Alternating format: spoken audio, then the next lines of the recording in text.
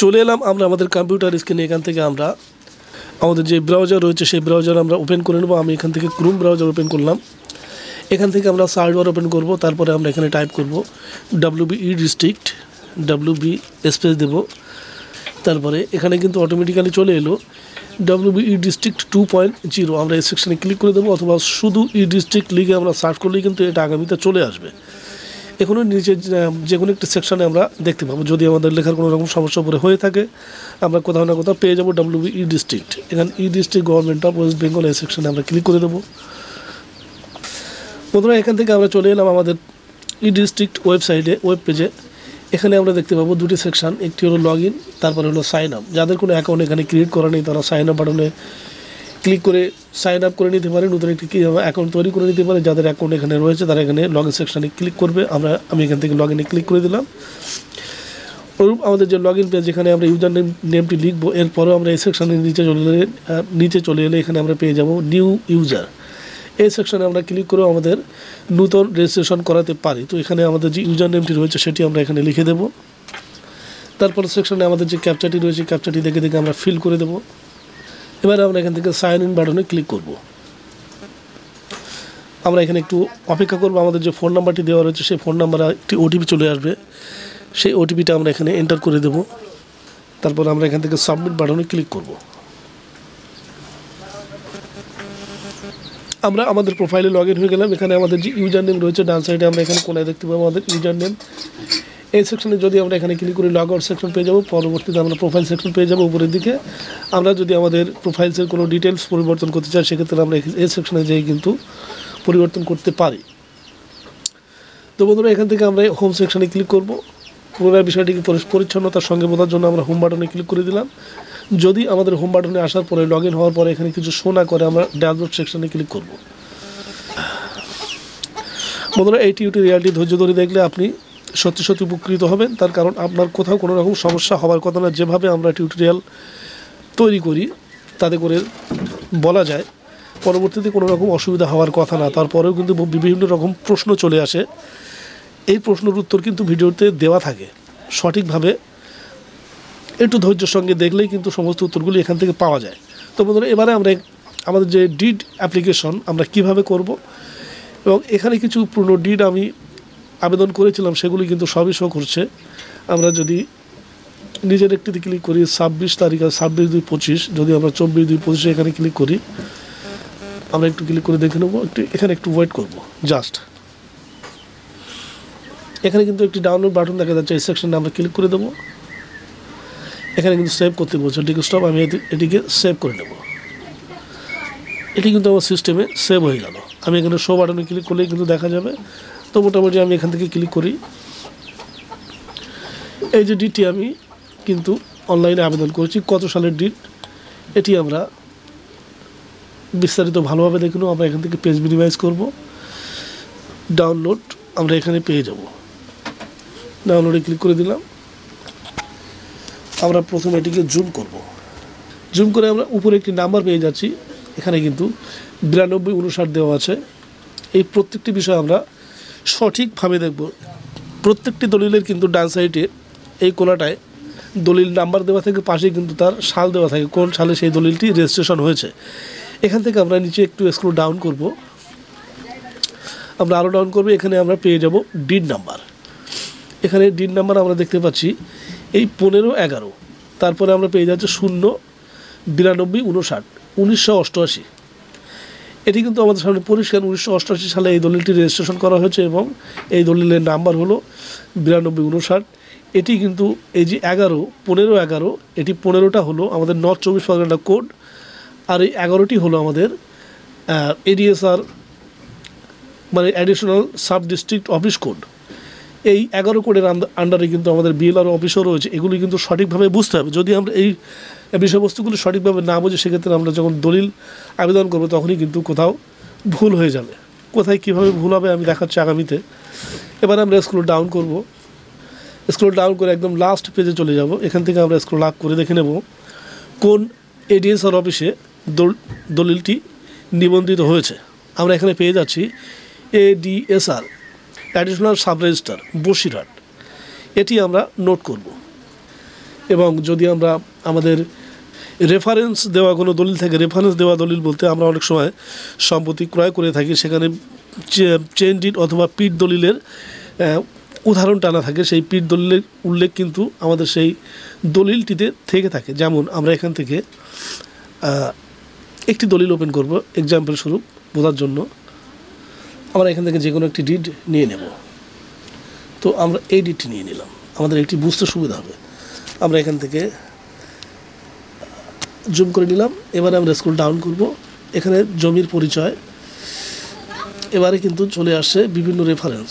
উদাহরণস্বরূপ এখানে বলা যায় যে বিগত, আমি এখান থেকে ধরি, অত্র দলিলদাতা আমি বিগত ইংরাজি 1913 তারিখে বসিরহাট সাব রেজিস্ট্রি অফিসের 60-18 নম্বর রেজিস্ট্রিকৃত কমলা দলিল মূলে উক্ত মেরুদণ্ডী মৌজায় 30 শতক জমি জমা উক্ত সন্তোষ মণ্ডল দিগরের নিকট হইতে খরিদ করিয়া খরিদা জমি জমায় শর্তবান ও মালিক দখলিকার থাকাকালীন ইংরাজি 1914 তারিখে শর্টে বললাম বসিরহাট সাব রেজিস্ট্রি অফিসে 42-77 নম্বর রেজিস্ট্রিকৃত দানপত্র দলিল মূলে উত্তর 24 পরগনা জেলার জগদ্দল থানার অন্তর্গত মানিকপীর কাকিনাড়া সাকিনের এর পক্ষে সম্পাদক পারভেজ বলে একটি নাম রয়েছে। তারপরে কিন্তু বিস্তারিত এখানে উল্লেখ করা রয়েছে। আসলে বর্তমান যে দলিলের মালিক, এই মালিক কিন্তু অন্য, আর এখানে যে রেফারেন্সগুলি টানা হয়েছে সেটি কিন্তু সম্পূর্ণ ভিন্ন এক ব্যক্তি, মানে মালিকানা সূত্র কোথা থেকে এসেছে সেটির প্রমাণ এই দলিলটা করছে। এখানে কিন্তু মালিকানা গ্রহীতা যিনি সম্পত্তি নিচ্ছেন তার নাম এখানে আমরা দেখতে পাচ্ছি, যিনি সম্পত্তি দিচ্ছেন তার নাম কিন্তু আমরা এখানে দেখতে পাচ্ছি। এই যে ব্যক্তি যে আলী আশরাফ, এই ব্যক্তির সম্পত্তির মালিকানা কোথা থেকে এসেছে সেটি কিন্তু ওখানে উল্লেখ করেছে। তো এই দলিলগুলি আমাদেরকে বুঝতে হবে, ওই দলিলগুলি আমাদেরকে যদি আমরা রেকর্ড করতে চাই সেক্ষেত্রে কিন্তু এই দলিলগুলি আমাদের প্রয়োজন। তো সুতরাং আমরা পুনরায় আমাদের ই ডিস্ট্রিক্ট ওয়েবসাইটে চলে যাব। আমরা চলে এলাম, এখান থেকে আমরা এটিকে পপ আপ উইন্ডোজটিকে আমরা কেটে দিলাম, ক্রপ করে দিলাম, দিয়ে এখান থেকে আমরা যে পাঁচ সাইডে 3 লাইন রয়েছে এই সেকশনে ক্লিক করব। এখান থেকে সার্ভিসে ক্লিক করব, এখানে একটু ওয়েট করব, তারপরে সার্চ সার্ভিস এই সেকশনে ক্লিক করে দেবো। এখানে আমরা টাইপ করব ডিড, আমরা certified copy of registered did এই সেকশনে আমরা ক্লিক করে দেব। এখানে কয়েকগুলি বিষয় জানার প্রয়োজন রয়েছে, যেগুলি আমি আগে বলেছি সেগুলি আমরা এখানে বাস্তবে দেখে নেব। নিউ অ্যাপ্লিকেশন, এখান থেকে আমরা certified copy of registered did এটি সিলেক্ট করব। আমাদের এখানে কোনো কিছু করার দরকার নেই, সেভ আর নেক্সট এই সেকশনে আমরা ক্লিক করে দেবো। দেওয়ার পরে আমরা ডিস্ট্রিক্ট সিলেক্ট করব, কোন ডিস্ট্রিক্টের আন্ডারে সম্পত্তির রেজিস্ট্রেশন হয়েছে, আমাদের নর্থ 24 পরগনা। এবারে কিন্তু ডিড নাম্বার, যেটি আমি একটু আগে বলেছিলাম, এখানে কিন্তু 5 সংখ্যার ডিড নাম্বার আমাদেরকে দিতে হবে। যদি আমাদের ডিড নাম্বার 4 সংখ্যা থেকে থাকে সেক্ষেত্রে আমরা 0 ব্যবহার করব। তারপরে আমরা আমাদের যে ডিড নাম্বার সেটি আমরা দিয়ে দেবো। যেমন ধরুন আমি এই ডিড নাম্বারটি দিয়ে 10,837 আমি এটিকেই দেবো। সেক্ষেত্রে আমি 0টা এখান থেকে তুলে দেবো, 10,837 এটিকে আমি দিয়ে দিলাম। কত সালে এটি রেজিস্ট্রেশন হয়েছে আমি পুনরায় আবার দেখে নেব। এটি রেজিস্ট্রেশন হয়েছে 2022 সাল। আমি এখান থেকে রেজিস্ট্রেশন অফিস কোনটি রয়েছে সেটি আমি এখান থেকে সিলেক্ট করে নেব, মানে এডিএসআর যাকে বলে এডিএসআর আমি এটিকে সিলেক্ট করে নিলাম। এবারে ডিড ইয়ার অফ রেজিস্ট্রেশন, কত সালের দলিলটি রেজিস্ট্রেশন হয়েছে 2022 এটি দিয়ে দেবো। বর্তমানে কিন্তু এখানে পুরনো দলিলও তোলা সম্ভব। যদি আমাদের পুরনো দলিল তোলার প্রয়োজন হয় সেক্ষেত্রে আমরা এখানে আমাদের যে ডিড নাম্বার আছে সেটি দিয়ে দেবো। এখানে কিন্তু 1980 পর্যন্ত দলিল তোলা যাবে। বর্তমান সময়ে 1980 এই পর্যন্ত কিন্তু দলিল তোলা যাবে। এখনও 5 সাল আপডেট হবে, মানে 1975 থেকে দেবে, এটি পরবর্তীতে এখনও সম্পূর্ণ ঘোষণা হয়নি। বর্তমানে কিন্তু দিচ্ছে না, কিন্তু পরবর্তীতে দিতে পারে আগামীতে, সেই অনুযায়ী বললাম, আবার নাও দিতে পারে। তো বর্তমান কিন্তু 1980 পর্যন্ত পাওয়া যাচ্ছে, যেটি আমি একটু আগে আলোচনা করলাম। তো তারপরে বন্ধুরা আমরা এখান থেকে কি করব, আমরা সেভ অ্যান্ড নেক্সটে ক্লিক করবো। এখান থেকে এবারে যিনি আবেদনকারী, মানে যিনি দলিলটি চাইছেন তার নাম আমরা এখানে লিখে দেবো। যেহেতু আমি এখানে ডাইরেক্ট নিজে আবেদন করছি, এখানে যে অন্য কারো নাম দিতে হবে কিংবা নিজের নাম দেওয়া যাবে না এমনটি কিন্তু না। এখানে মোবাইল নাম্বার দিতে হবে, এখানে ইমেল আইডি দিতে হবে। এখানে অ্যাপ্লিক্যান্ট শর্টকাট অ্যাড্রেস, গ্রামের নাম এখানে আমরা দিয়ে দেবো, পোস্ট, তারপরে আমরা এখানে আমাদের পিনকোডটি দিয়ে দেবো। এটি আমাদের কমপ্লিট অ্যাড্রেস। এবারে আমরা ভ্যালিডেশন সেকশনে ক্লিক করব, আমরা ওয়েট করব।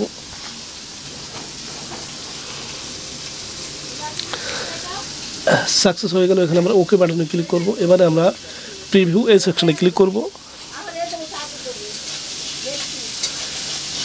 এটি আমাদের যে অ্যাপ্লিকেশনটি আমরা করেছি তার ডিটেলস এখানে রয়েছে, কত সালের ডিট, কোন কোন সালে মানে ডিট নাম্বার এবং আবেদনকারীর নাম এ বিস্তারিত। তো আমরা এখান থেকে পপ আপ উইন্ডোজটিকে কেটে দেব, দিয়ে আমরা সাবমিট বাটনে ক্লিক করব। আমরা সাবমিট বাটনে ক্লিক করলে আমাদের সামনে আরেকটি নতুন পেজ খুলে যাবে। আমরা এগ্রি সেকশনে ক্লিক করে দেব। এখান থেকে আমরা চেকবক্সে ক্লিক করব, তারপরে আমরা এখান থেকে পে নাও এই সেকশনে ক্লিক করে দেব। আমাদের কিন্তু 116 টাকা পে করতে হবে। এবারে পরবর্তী স্টেপগুলি আমরা এভাবে এগোতে পারবো। আমাদের টোটাল কিন্তু 116 টাকা দিতে হবে। আমরা এই চেকবক্সটি করে নেক্সটে ক্লিক করবো। এখান থেকে আমাদের পেমেন্ট মেথড সিলেক্ট করতে হবে, SBI ই-পে। আমরা এখান থেকে ব্যাঙ্ক সিলেক্ট, তারপরে আমরা এখান থেকে সিলেক্ট করবো পেমেন্ট গেটওয়ে ব্যাঙ্ক। তারপরে আমরা এখান থেকে নেক্সটে ক্লিক করব। এবার আমরা এখান থেকে ওকে বাটনে ক্লিক করে দেবো। এগুলি কিছুই আমাদের নেওয়ার দরকার নেই, প্রয়োজন হবে না। তারপরে আমরা এখান থেকে পে নাওতে ক্লিক করব। বন্ধুরা, এই পর্যন্ত দেখানোর অবশ্যই দরকার ছিল, তার কারণ এখানে আমরা পেমেন্ট বিভিন্ন সিস্টেমের মাধ্যমে করতে পারি। যেমন আমরা এখান থেকে কার্ড পেমেন্টও করতে পারি। কার্ড দিয়ে যদি আমাদের পেমেন্ট করার প্রয়োজন হয় তাহলে আমরা এখান থেকে কার্ড নাম্বার দিয়ে, আমাদের যে ATM কার্ড রয়েছে সেই নাম্বার দিয়ে পেমেন্ট করতে পারি। যদি আমরা মনে করি আমাদের নেট ব্যাঙ্কিং আছে সেক্ষেত্রে আমরা ইন্টারনেট ব্যাঙ্কিং এই সেকশনটা মানে ক্লিক করতে পারি। তারপরে আমরা UPI, ফোনপে, পেটিএম ইত্যাদি আমরা এখান থেকে পেমেন্টও করতে পারি। তারপরে যদি আমরা মনে করি SBI ব্রাঞ্চ থেকে আমরা পেমেন্টই করব, তাহলে আমরা এই SBI ব্রাঞ্চ পেমেন্ট এই সেকশনে ক্লিক করব। ক্লিক করার পরে আমাদের যে রসিদটি মানে চলে আসবে, সেই রসিদটিকে নিয়ে আমাদের SBI ব্যাঙ্কে চলে যেতে হবে। সেখানে কিন্তু আলাদা সেকশন রয়েছে, সেখানে জমা দিলে এই টাকাটি কেটে নেওয়া হবে। তো বন্ধুরা, আমরা এখান থেকে ইন্টারনেট ব্যাঙ্কিং এটি সিলেক্ট করে নিলাম।